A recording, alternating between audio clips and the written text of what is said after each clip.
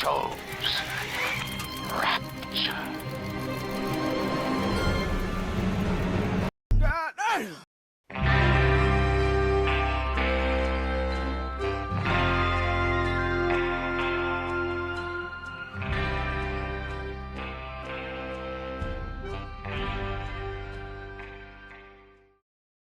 What makes video games so special to me, and to so many others, is their ability to transport us out of this world and into another.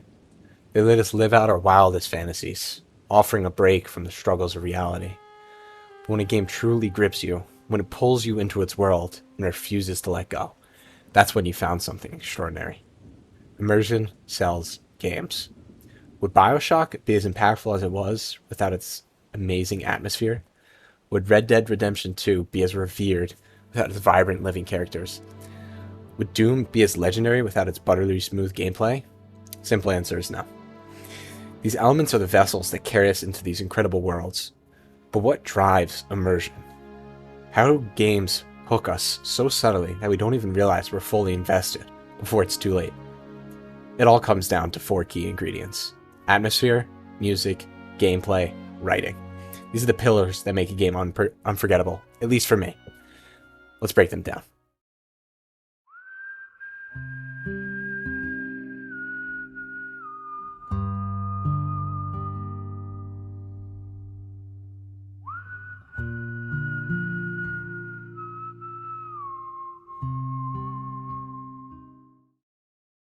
Atmosphere is one of the most underappreciated aspects of gaming.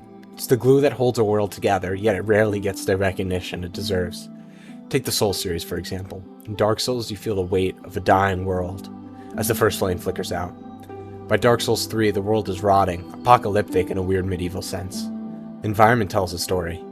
Every crumbling castle, dreary village enhances this. This is contrasted with moments like entering Irithel or Anor, where the beauty of the world takes your breath away. Elden Ring takes this to another level. Do you remember when you entered Lendel for the first time? You saw a giant dragon laying amongst the rubble of a once great city. You stumble upon the underground sewers. These moments are unforgettable because the atmosphere pulls you in and makes you feel the scale and reality of this world. Red Dead Redemption 2 nails the atmosphere in a different way. The camp feels alive, characters interact, share stories, and grow over time. It's not just a backdrop, it's a living, breathing world. And then there's BioShock. No game has ever filled me with so many questions just by its environment. The audio logs, decaying art, architecture, distant lights tells a story, and you piece together what happened to this underwater utopia as you explore, and it makes the world feel real.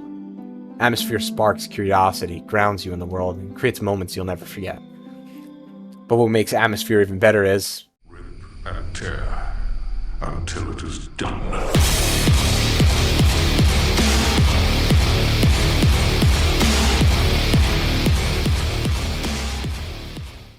mutilating demons to the sound of Mick Gordon's heavy metal masterpiece in Doom Eternal is an experience I'll never forget. The gameplay is already stellar, but the soundtrack cranks the intensity to 11. It makes you feel like an unstoppable force of nature. On the flip side, Red Dead Redemption 2's soothing, melancholic tracks perfectly complement its vast open world. Riding through the countryside as the music fades in and out is a cinematic magic. And let's not forget that moment. Spoiler warning.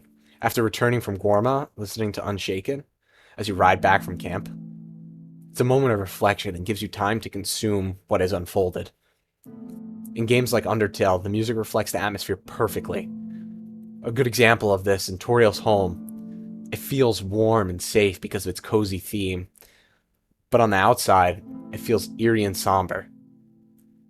In the Outer Wilds, spoiler warning, entering the dark bramble without that ominous soundtrack is unthinkable.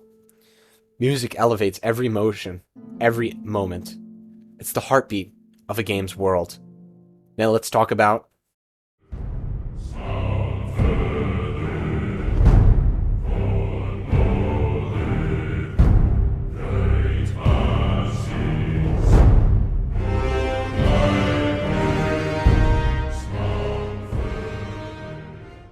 games like God of War and Doom make you feel like an absolute badass.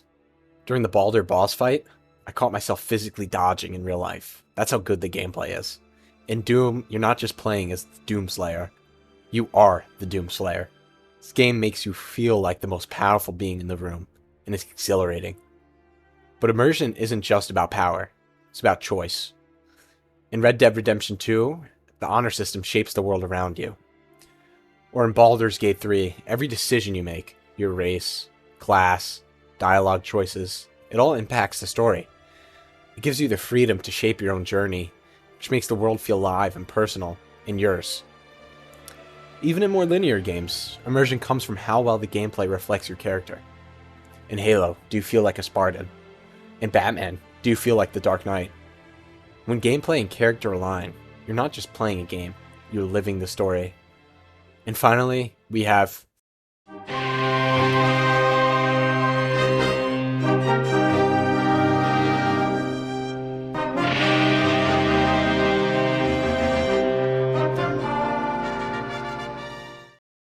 I'm sorry for yapping about Red Dead 2 so much, but hear me out.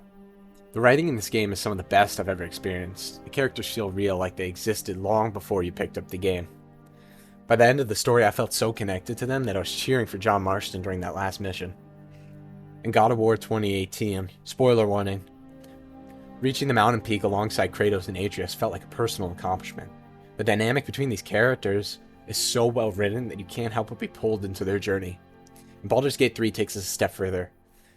Unraveling the personalities and backstories of your companions is a joy. You feel like you're part of their world, sharing their struggles and triumphs.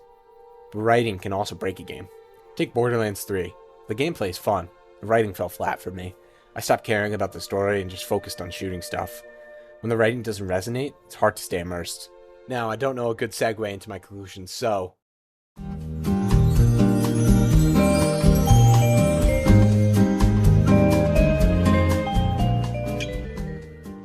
Atmosphere, music, gameplay, writing. They're all equally important. Together they create worlds that feel alive, stories that resonate, and experiences that stay with us long after we put the controller down.